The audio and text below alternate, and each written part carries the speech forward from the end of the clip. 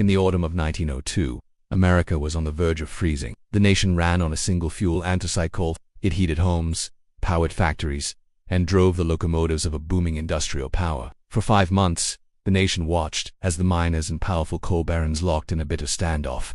But in May, the mines had gone silent. 150,000 men walked off the job, demanding a living wage, a shorter day, and basic dignity. It was a crisis that would force a president to risk everything and forge a new role for the government in the lives of its people. Deep underground, they faced collapsing roofs, floods, and the invisible killer fire damp or explosive methane gas. This is the story of the great anthracite coal strike of 1902, causing miners asthma, a slow, suffocating disease we now call black lung. With winter looming, the price of coal skyrocketed, and were forced to shop at the overpriced company store, a system designed to keep them in perpetual debt. As children, some as young as 6, they spent 10 hours a day picking slate from rushing chutes of coal, their hands scarred and bleeding. A former miner himself, Mitchell was soft-spoken, dignified, and pragmatic. Schools and hospitals faced closure, cities braced for riots, and President Theodore Roosevelt feared nothing less than social war. His demands were simple: a 20% raise, an 8-hour day, and recognition of their union as a legitimate bargaining partner. What happened next would not only end the strike, but would redefine the American presidency. Bear was the personification of Gilded Age arrogance. To him, unions were criminal conspiracies and negotiations a sign of weakness. To understand the strike, you must understand life. For the anthracite miner, work was a daily dance with death. The operators, led by Bear, were confident. They had massive stockpiles of coal, and a strike would only drive up the price, increasing their profits. Violence erupted on both sides as strikers attacked scabs and clashed with company police. The state governor called in the entire Pennsylvania National Guard, 10,000 strong, to impose a fragile peace. This wasn't just a job, it was a form of industrial feudalism. And by 1902, the miners had had enough. If a sudden catastrophe didn't kill them, the dust would. On October 3rd, he did something unprecedented.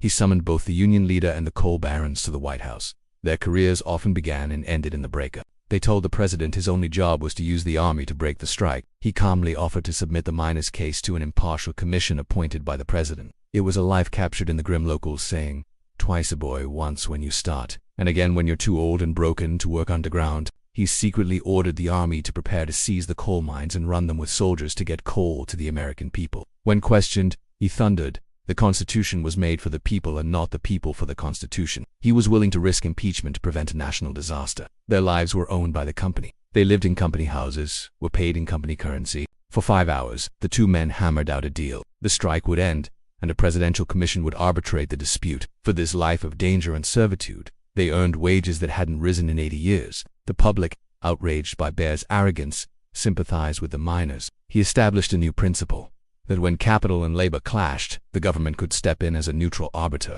The conflict was embodied by two men. Representing the miners was John Mitchell, the 32-year-old president of the United Mine Workers of America. He turned to the one man more powerful than the coal barons, their financier, J.P. Morgan. He unified a diverse workforce of 14 different nationalities, earning their trust with his calm resolve. On the other side was George Bear, president of the Reading Railroad and the spokesman for the coal operators. In a letter that would become infamous, Bear declared that the welfare of the working man was the responsibility of the Christian men of property to whom God had entrusted the country as wealth. It was a declaration of divine right, and it turned public opinion squarely against the owners. Bear had made the strike a moral crusade. The miners received a 10% pay raise and a 9-hour day reduction from 10. On May 12, 1902, over 140,000 miners laid down their tools. They hired thousands of private police, armed guards known as the Coal and Iron Police, to protect their property and intimidate the workers. As the strike dragged on through the summer, the coal region descended into a low-grade war. The guards were accused of brutality, shooting at strikers and even children. By October, the operators' strategy had backfired. The coal stockpiles were gone and the price was crippling the economy. The nation was sliding toward a catastrophe, and all eyes turned to Washington, and to the one man who might be able to stop it. No president had ever intervened in a strike except to crush it with federal troops, but Theodore Roosevelt was a new kind of president. The meeting itself was a victory for Mitchell's recognition of the union's legitimacy. The operators were enraged. George Bear called Mitchell a common criminal and refused to negotiate. Roosevelt was furious. He later said that if he weren't president, he would have thrown Bear out a window. The conference had failed. Roosevelt now prepared his most audacious gamble. He knew he had no constitutional right to do it. But before unleashing the army, Roosevelt played one last card. Roosevelt and Morgan were corporate enemies, with the government actively suing Morgan's railroad trust. But Roosevelt knew only Morgan could force the operators to back down.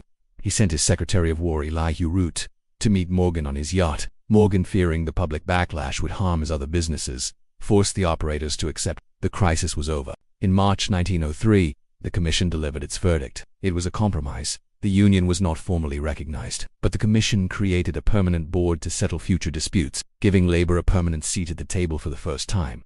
For the miners, it was a monumental victory. For organized labor, it was an inspiration. But the strike's greatest legacy belonged to Theodore Roosevelt. He had stared down the most powerful men in America and asserted the power of the presidency to act for the public good. The strike of 1902 didn't just get the coal flowing again. It changed the balance of power in America forever.